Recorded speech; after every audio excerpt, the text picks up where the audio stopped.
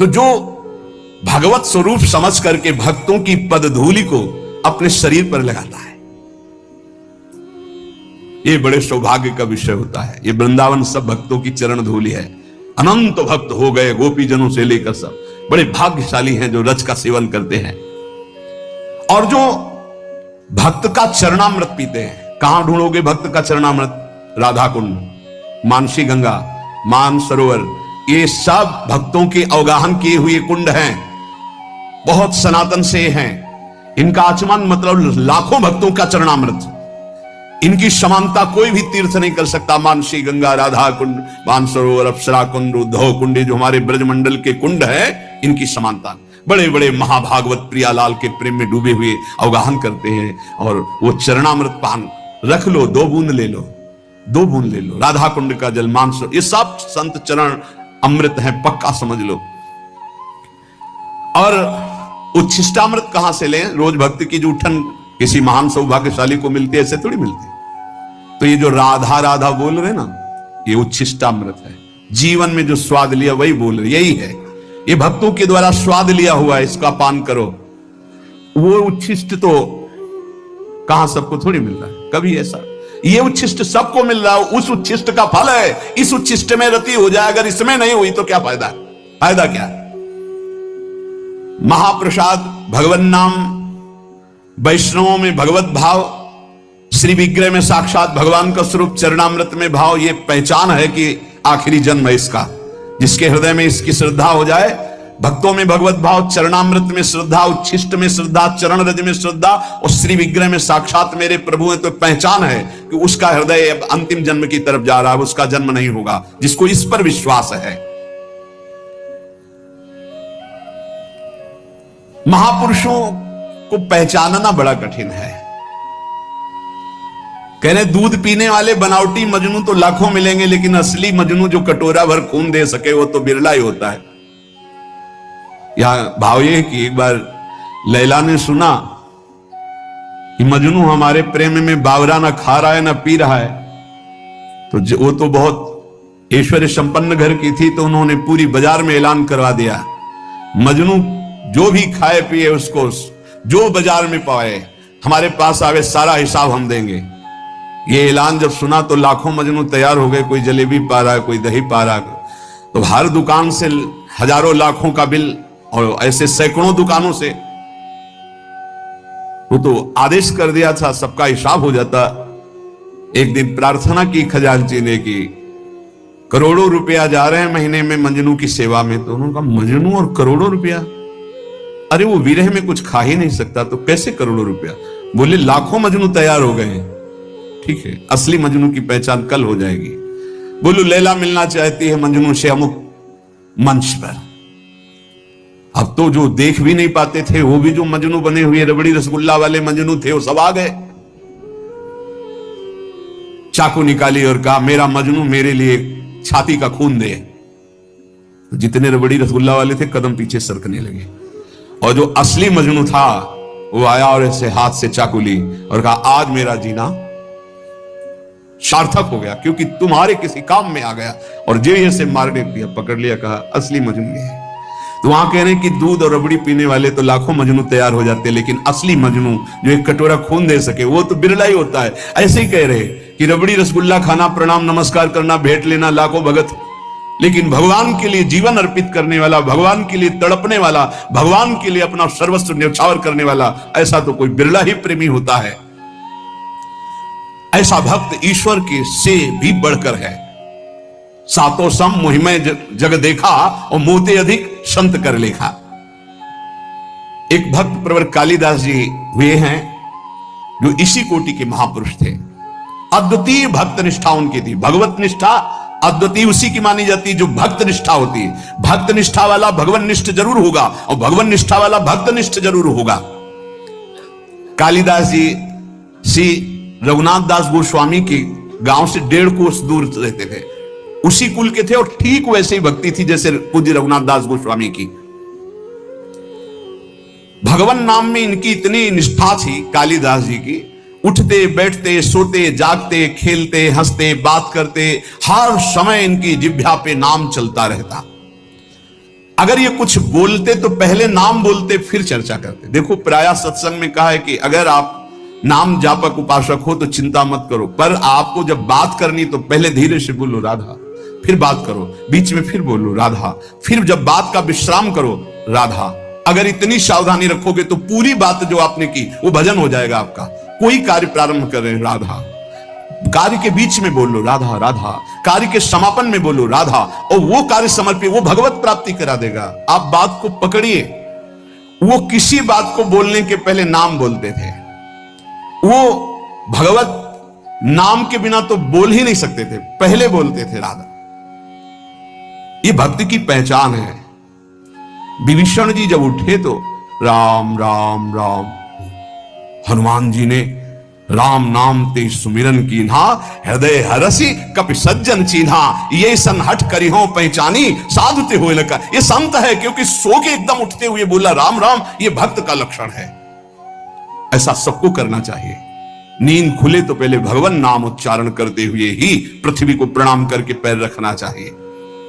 अद्भुत नाम निष्ठा थी कालिदास जी की। बिना नाम के वो बात ही नहीं करते थे, पहले नाम उच्चारण। और ये नाम उच्चारण, नाम में प्रीति कहां से प्राप्त हुई, बहुत सूक्ष्म बात है।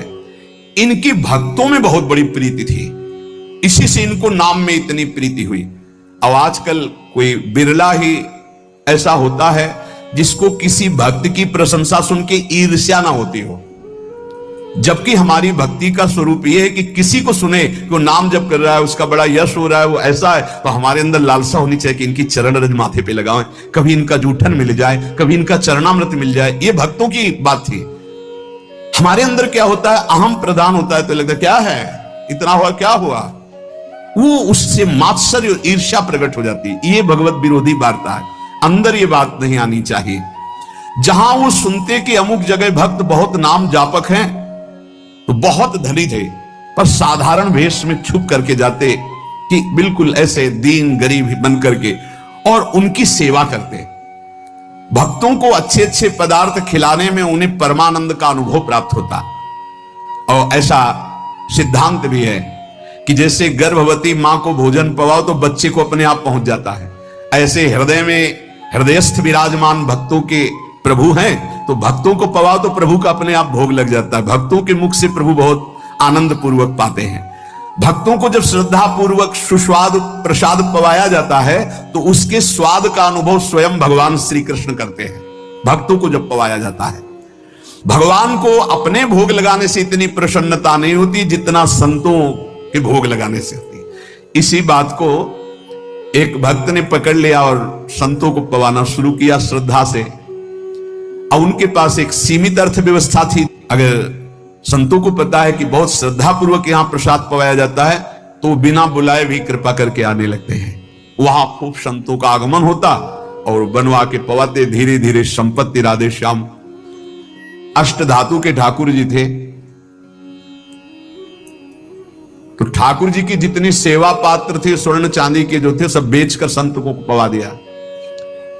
ठाकुर जी से कहा कल अगर संत आए और व्यवस्था नहीं हुई तो सरकार आपको बाजार में ले जाएंगे हम, वो आपको बेच देंगे, क्योंकि संत भूखे नहीं जाएंगे, वापस ही रह गए हमारी संपत्ति।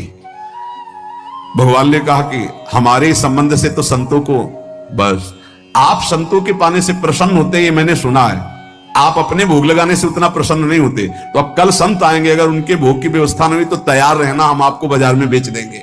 भगवान हंस दिए और कहा जो संतों की सेवा करता है उसके यहां ऐश्वर्य की कमी नहीं रहती। और जरा सा उनका कृपा कटाक्ष कुल परंपरागत लक्ष्मी जी उनकी सेवा में उपस्थित हो गई। तो जो श्रद्धा पूर्वक भक्तों को सुस्वाद पदार्थ प्रसाद पवाते हैं, भगवान भक्तों की जिह्वा से पान करते हैं। भगवान को स्वयं भोग लगाने से इतनी प्रसन्नता नहीं होती जितना संत और भक्तों को पवाने से होती है। भक्तों को खिलाकर और उनका किसी भी तरह से उच्छिष्ट पाना, ये इनका स्वभाव था कालिदास जी का, इसीलिए इनके निरंतर नाम चलता था। अब जैसे कोई भक्त उच्छिष्ट देने के लिए तैयार नहीं होते, वो तो बड़े कृपा करते हैं तब उच्छिष्ट देते हैं, तो वो सावधानी रखते थे। कहीं भी तो पात्र धो के फेंकेंगे, वहां से जल ले लेना, अगर चूक हो गई तो पात्र में से हाथ करके बस कर लेना, वो अपने पात्र लेके गए चाट लेना, उच्छिष्ट का भाव। निरंतर नाम जापक, भक्त चरणामृत, भक्त पद धूलि तो लगाते ही और उच्छिष्ट पाने के लिए भक्त सेवा करते। इनका और बड़े बड़े महापुरुषों का कथन है कि योग से, यज्ञ से, तप से, पाठ से, अध्ययन से और साधनाभ्यास से प्रेम प्रकट नहीं होता। वो प्रेम प्रकट होता ही है भक्त चरण रज, भक्त चरणामृत, भक्त उच्छिष्ट से। बहुत सरल और निश्चित भगवत प्राप्ति हो जाए, उस उपाय को कहते हैं शरणागति।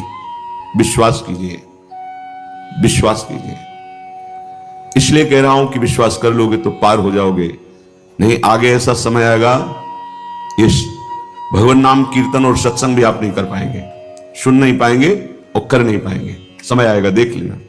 जैसे धूल भरी आंधी चलती है दूर से तो देखने वाला समझ जाता है बादल और उस दिशा को देख के सावधान, बहुत विशाल आंधी आ रही है। ऐसे ही भगवत मार्ग के पथिकों को आभास होने लगता है। तो हम कई बार सत्संग में इसलिए कहते सावधान, ऐसी आंधी आएगी कलयुग की कि आप दंडित किए जाओगे यदि सत्संग और नाम कीर्तन करोगे। देख लेना, समय आएगा। इसी जन्म में भगवत प्राप्ति निश्चित हो जाएगी, जिसे आत्मसमर्पण कहते हैं, प्रपत्ति कहते हैं, शरणागति कहते हैं, बहुत से शब्दों से कहा जाता है। निर्भरा भक्ति कहते हैं, पूर्णाश्रित आश्रय कहते हैं। निश्चित इससे भगवत प्राप्ति हो जाती है।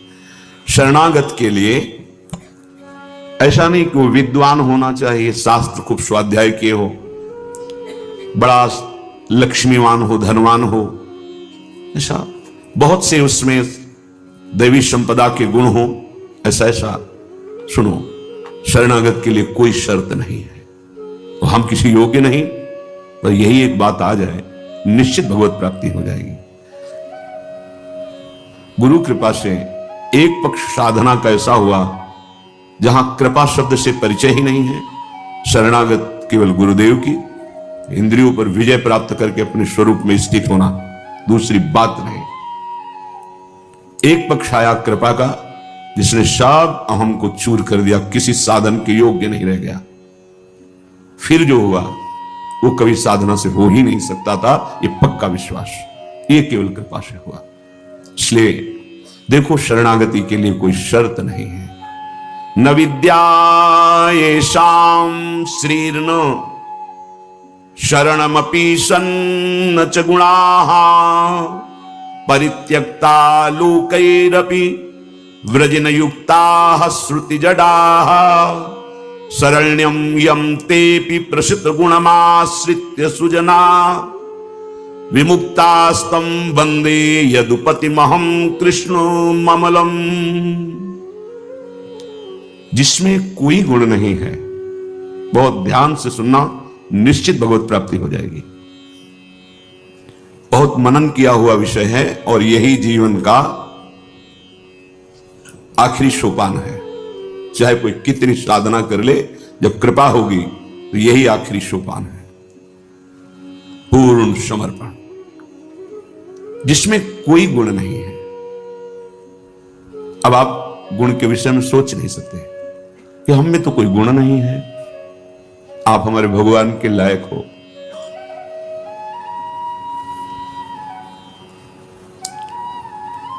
प्रभु जैसा कृपा करने वाला अभी परिचय नहीं मिला है, इसलिए क्यों में नाना प्रकार के आरोप सच्चिदानंद प्रभु में आपकी बुद्धि करके आपको अधर्माचरण में लगाती है। नहीं, करुणा के समुद्र हैं, कृपालुता बरसती रहती है। कैसे? न विद्या येषां श्रीर्न शरणमपि सन्न च गुणाः। कोई उसके पास ज्ञान नहीं है, विद्या नहीं है। हम भगवत प्राप्ति की बात कर रहे हैं कि ऐसे को भी शरणागति सीधे भगवान से मिला देती है, जिसके पास कोई विद्या नहीं है। अगर आप बहुत विद्वान हैं और अहम है आपको, तो साधारण भक्ति भी नहीं आएगी, भगवत साक्षात्कार तो बात जाने दो। विद्या रूप महत्व कुल धन यौवन अभिमान, ये षट कंटक देखे जहां राह न भक्ति निदान। भक्ति आ ही नहीं सकती, थोड़ी बाड़ी अगर होगी भी तो चली जाएगी। विद्या का अभिमान जिसके अंदर होता है, भक्ति नहीं होती। मानो जो शरणागत होने जा रहा है उसमें कोई विद्या नहीं है, कोई ज्ञान नहीं है, और ना उसके पास शरीर धन है, वो धनी भी नहीं है, और उसको कोई पसंद नहीं करता है, कोई सहारा नहीं देता। ये बहुत बढ़िया बात है। भगवान कृपा करे और हमें हर जगह से ठोकर मिले। ये बात विषयी पुरुष की समझ में नहीं आएगी। कोई हमें आदर न दे, कोई हमें अपना कहने वाला ना हो, तो हमारा मन भाग पड़ेगा गोविंद की तरफ, क्योंकि ये बिना सहारा लिए चल नहीं सकता। हृदय का एक विषय है, वो किसी न किसी का सहारा लेके ही चलता है। किसी व्यसन का, किसी व्यक्ति का, किसी भोग का, किसी न किसी को। देख लो आप हृदय से, बस इसके यही सहारे काटने हैं और पूर्ण ये सब सहारे एक जगह पूर्ण हो जाए। भगवान का सहारा, लाडली जू का सहारा, जिसके पास न विद्या है, न कोई गुण है, न धन है और न कोई सहारा देने वाला है, वो जिसकी तरफ देखता है सब ठोकर मार देते हैं। सबने जिसको त्याग दिया है, अगर वो कहीं संत कृपा से भगवान की शरण में आ जाए, ऐसा प्रभु की शरण ले ले। प्रसिद्ध गुण माश्रित सुजना, भगवान उसमें जो सुजन महात्मा जन है, उनमें जो गुण होते हैं वो सब भर देते हैं उस शरणागत में। दिव्यता आ जाती है और विश्व विख्यात उसे कर देते हैं। ये भगवान का शरण्यम यम तेपी प्रसिद्ध गुणमाश्रित सुजना विमुक्तास्तम। जो बिल्कुल गुणहीन था, धनहीन था, विद्याहीन था, सब ठोकर मारते थे, कोई सहारा देने वाला नहीं था। ये सब इस मानो ये हमारे ही जीवन की बात कही जा रही है। हम सब, अगर आप भ्रम से मान रहे हैं कि आपने कुछ, अपने तो इस जीवन जो लिखा है वही जीवन था, कुछ नहीं, किसी योग्य नहीं, तो क्या कह रहे हैं? जब भगवान की वो शरण में आया तो सारे वो गुण भर दिए भगवान ने जो एक दिव्य महात्मा में होते हैं। और क्या किया? उसे विश्व विख्यात कर दिया। और क्या किया? बोले विमुक्ताश्रम, जो जीवन मुक्त महापुरुषों की स्थिति, वो स्थिति प्रदान कर दी, किसी अन्य साधन से नहीं, एकमात्र शरणागति से। ऐसे हैं हमारे भगवान श्री कृष्ण। मैं प्रणाम करता हूं। वंदे यदुपति मोहम कृष्ण ममलम। निर्मल बना करके जीवन मुक्त परमहंसों की स्थिति प्रदान कर भगवान को देने में कोई दुर्लभ बात है क्या? शरणागति, हे मत भटको इधर उधर। शरणागति बहुत जोर का विषय है, ये समझना है। भगवान कहते हैं क्या करना है, क्या नहीं करना है, अब तुम्हारे ऊपर ये भार नहीं रहा। बहुत ध्यान से सुनोगे तो आनंद आ जाएगा। तुम्हें ये बात कोई समझाएगा भी तो नहीं समझ में आएगी कि अब तुम्हारा कल्याण नहीं होने वाला। अरे ऐसा ऐसा करे तब जीवन मुक्त होता है। आपको विश्वास नहीं बनना, यहां बात सुनो और उसको बैठा लो। क्या करना है, क्या नहीं करना है, ये तुम्हारी जिम्मेवारी खत्म। अब वो क्या कराना है, कहां पहुंचाना है, ये जिम्मेवारी प्रभु की हो गई, क्योंकि आप शरणागत हैं। बिल्कुल बैठा लेना हृदय में, कभी डरना नहीं, कभी संशय मत करना। बहुत सुंदर मनन की हुई बात कह रहे हैं।